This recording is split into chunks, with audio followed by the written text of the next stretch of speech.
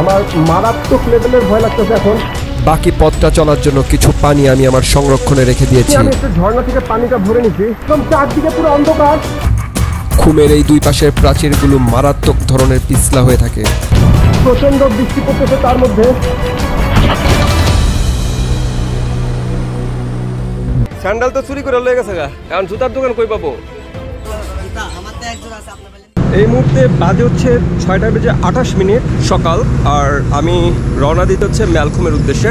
Almost যতটুকু জানি 2 ঘন্টার সময় লাগবে সেখানে পৌঁছতে। সো এই রোমাঞ্চকর সম্পূর্ণ যাত্রাটি আজকে আপনাদের সাথে শেয়ার। এই মুহূর্তে সকালবেলার নাস্তাটা আমি খেয়ে নিয়েছি, এবং এটা হচ্ছে মিরসরাই সোনা পাহাড়। নামটা অবশ্যই মনে রাখবেন, নামটা হচ্ছে সোনা পাহাড়।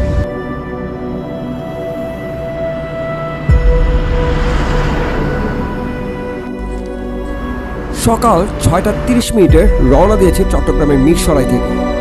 হাইওয়ে থেকে নেমেই হাতের ডান দিকে কিছুটা সময় যেতে হবে লোকাল এরিয়ার মধ্য দিয়ে। এতক্ষণ এলাকার ভিতর দিয়ে যাচ্ছিলাম। প্রথম 1 মিনিট 2 মিনিট হাঁটার পর অত্যন্ত সুন্দর একটা ভিউ দেখা যাবে, যেটা আপনারাও দেখতে পাবেন। আপা, এদিক দিয়ে তো ম্যালকম চলে যাচ্ছে না? আচ্ছা, সামনে মিনিমাম আর কতক্ষণ যেতে লাগবে এই ম্যালকম? এইখান থেকে 1 ঘন্টা 20 মিনিট লাগবে আপনাদের একদম ম্যালকমের মুখে। 1 ঘন্টা 20 মিনিট। স্থানীয়দের 1 ঘন্টা 20 মিনিট মানে হচ্ছে আমাদের 3 ঘন্টা।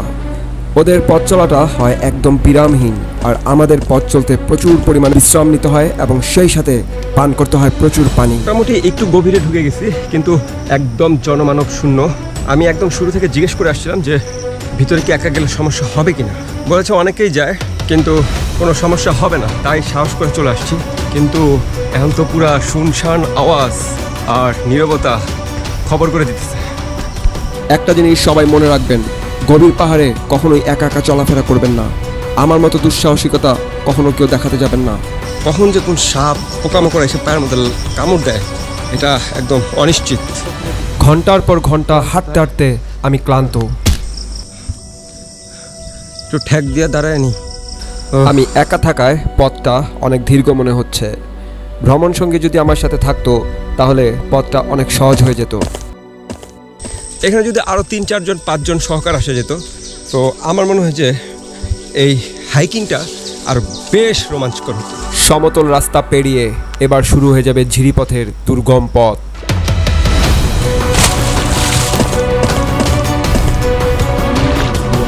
ভেবেছিলাম যে জুতাটা ভিজাবো না, তো অবশ্যই জুতাটা আমার ভিজাইতেই হলো। এই মুহূর্তে পুরো ঝিরি শুরু হয়ে গেছে, আর এই মুহূর্তে একটা ঝিরি পাড়ি দিতে যাব, দেখাচ্ছি আপনাদের।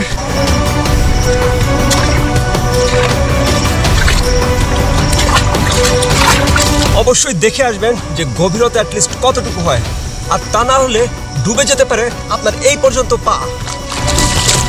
বৃষ্টির মৌসুমে এইসব ঝিরিতে হাজার হাজার জোক রয়েছে। বিপদ এড়াতে একটু পরপর নিজের পায়ের দিকে লক্ষ্য রাখুন।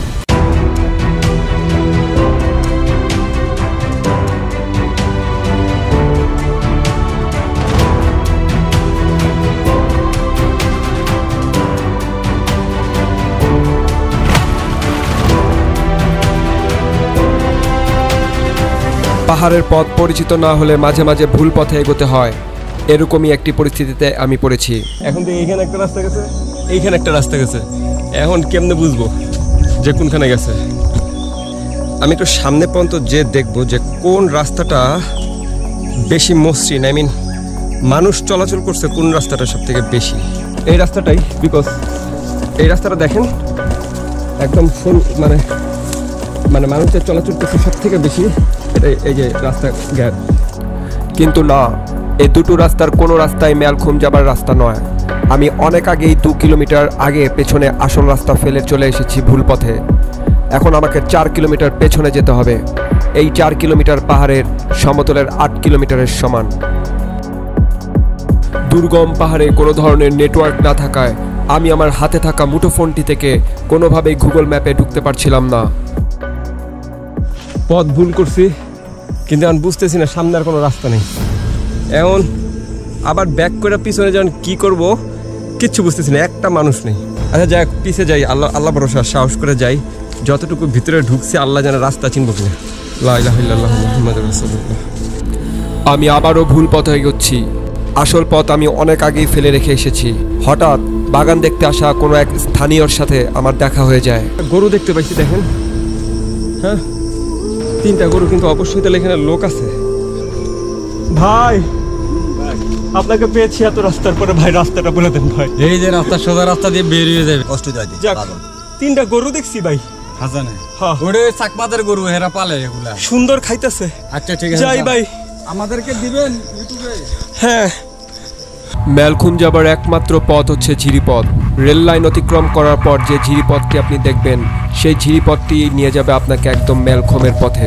মনে রাখবেন, ম্যালখুম যাওয়ার জন্য কোনো স্থলপথ নেই অথবা কোনো পাহাড় পর্বত পেরোতে হয় না। আমি ভুলক্রমে চলে যাই পাহাড়ের চূড়োয়।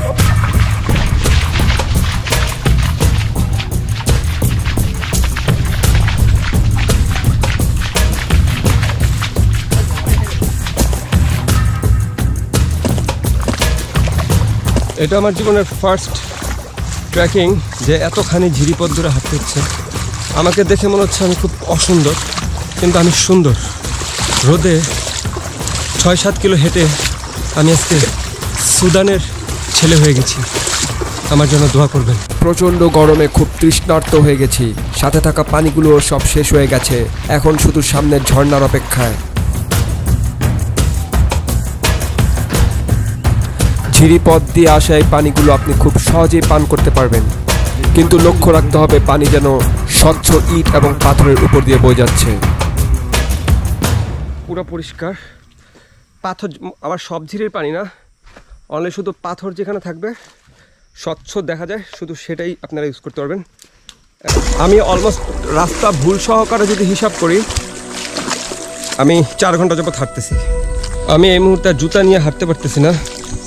আমার এই জুতাগুলা, এইগুলা আমি এইখানে রেখে যাব। চিহ্ন হিসেবে এই গাছটা রাখলাম, যে এরকম একটা গাছ আছে এখানে। আর আমি আমার জুতাটা বাই, আমি ফিরে আসার সময় তোমাকে নিয়ে যাব। আমি ম্যালখুমের খুব কাছাকাছি চলে এসেছি, এবং যতই কাছাকাছি আসছি ততই এর ভিতরে অন্ধকার। আমি যত ভিতরে যাচ্ছি তত অন্ধকার হচ্ছে। এখন ভিতরে সম্পূর্ণ অন্ধকার, পুরা গুহার মতো লাগতেছে। আর বৃষ্টি সম্পূর্ণরূপে নেমে গেছে, এবং সেই সাথে বৃষ্টিও নেমে গেছে। সমানে মেঘ ডাকতেছে, আর অলমোস্ট বৃষ্টি তুফান গতিতে পড়তেছে। আর গাছগাছালির জন্য দেখা যেতেছে না, পুরো অন্ধকার হয়ে গেছে। ওয়াও মাই গড, ঝর্ণা, ঝর্ণা, ও মাই গড, ঝর্ণা। ও, একটু পানি খাওয়া যাবে অ্যাটলিস্ট। ওয়েট, আমার বোতলটা বের করতে হবে। আমার বোতলটা একটু বের করি।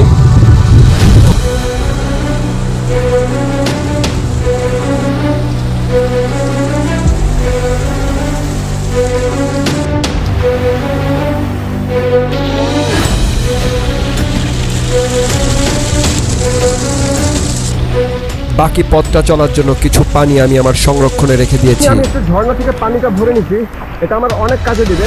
প্রায় 2 ঘন্টা ঝিরিপথে হাঁটার পর আমি একদম ম্যালখুমের সূচনাতে চলে এসেছি। এখন ভেতরে ঢোকার পালা।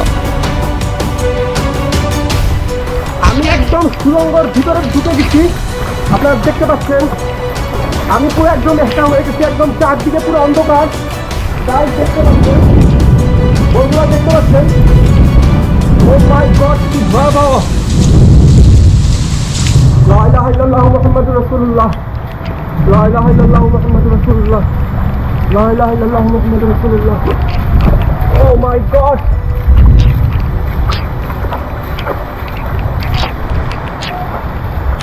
বাদুর, বাদুর।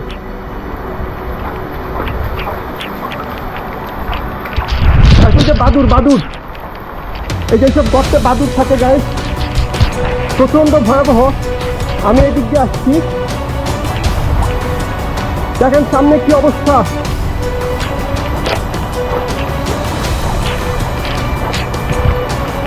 পুরো অন্ধকার। ওই যে বাদুর, আল্লাহু আকবার। গাইস, আমি পুরো একা। আমার মারাত্মক লেভেলের ভয় লাগতেছে এখন। আমি কি আর সামনে যাবো কিনা বুঝতেছি না। ও মাই গড, গাইস দেখেন কি অবস্থা। প্রচন্ড বৃষ্টি পড়তেছে, তার মধ্যে বৃষ্টির মৌসুমে মেলখুম ভয়াবহ আকার ধারণ করে থাকে। পরক্ষণেই পানির ঢল এসে আপনাকে ডুবিয়ে ফেলতে পারে, আপনি কল্পনাও করতে পারবেন না। ঠিক কিছুদিন আগেই এখানে 2 জন পর্যটকের মৃত্যু হয় ঠিক এভাবে। আমি যদি আগ থেকে অনুমান করতে পারতাম, আমি কখনো এখানে একা আসার সাহস করতাম না। আপনাদের সবাইকে সতর্কতামূলকভাবে একটি কথা বলছি, এখানে আপনারা পর্যটকরা যতজনই আসুন না কেন, ঠিক বৃষ্টি আসার সাথে সাথে বেশি গভীরে ঢুকবেন না। এই পর্যন্ত পানি হয়ে গেছে গিয়ে একদম 2 মিনিটের মধ্যে গাইস।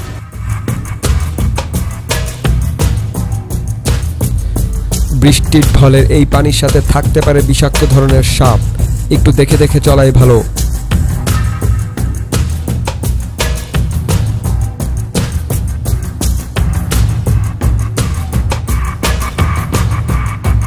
খুমের এই 2 পাশের প্রাচীরগুলো মারাত্মক ধরনের পিছলা হয়ে থাকে। আপনার পায়ের একটু এদিক সেদিক হলেই ঘটে যেতে পারে মারাত্মক ধরনের দুর্ঘটনা।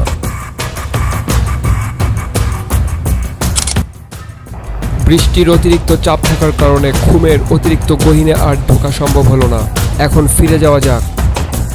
ফেরার পথে আমি আমার জুতোখানার সন্ধান করি ঠিক ওই জায়গায়, কিন্তু কেউ একজন আমার জুতোখানা নিয়ে চলে গেছে।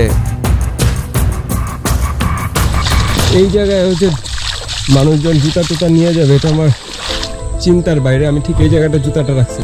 যাক, এখন আমার খালি পায়ে পর্যন্ত ঢাকা যেতে হবে। আজকে ভিডিওটা এই পর্যন্তই, তো দেখা হবে আবার। আজকে এই পর্যন্তই। সবাই ভালো থাকবেন, দেখা হবে কোনো এক নতুন জায়গায়, কোনো এক নতুন সময়। সেই পর্যন্ত সবাই ভালো থাকুন। আল্লাহ হাফেজ। না না, আমি জিজ্ঞেস করছি জুতার দোকান আছে কোনো? জুতার দোকান? স্যান্ডেল তো চুরি করে লয়ে গেছে গা। হ্যাঁ, এখন জুতার দোকান কই পাবো? আমার তো একজন আছে, আপনার বেলা নিয়ে যেতে পারেন। কই দাও না ভাইয়া। এখন আসলে বাড়ির দূর দূরে। ওরে বাবা রে বাবা, বাজার কই? এখান থেকে 20 টাকার ভাড়া। বাড়িয়ার হাট।